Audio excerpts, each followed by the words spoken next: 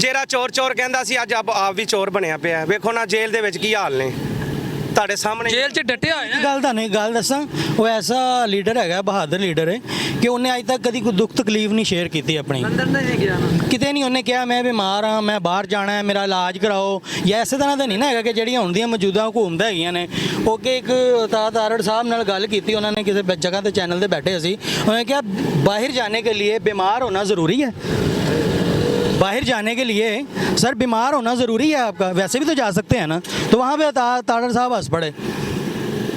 ये चीज़ें देखें ना, आपके बीमार होना ज़रूरी नहीं है, वैसे भी जा सकता है बंदा। तो भाई हुकूमत उसकी थी ना, क्यों भेजा गया?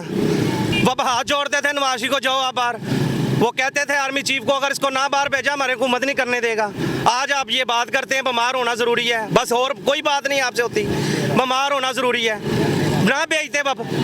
जब वो जहाज पे चढ़ा था उसने हाथ लाया था, वहाँ पे उतार लेते, जहाज नहीं रोक सकते थे। आप लुंगे लंगड़े थे बाप हैं?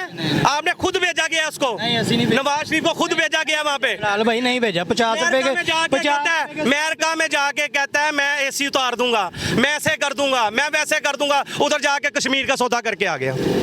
इन्हें लीडरों की तो तो पहले कश्मीर आजाद था, आज तक वो आजाद नहीं हो रहा। अब अभी आगे ही आज़ाद करवा दें। अल्लाह बेहतर करेगा इंशाल्लाह ताला। बात आगे चल रही है, या आप ये ना सोचे, अच्छे की उम्मीद भी रखा करें।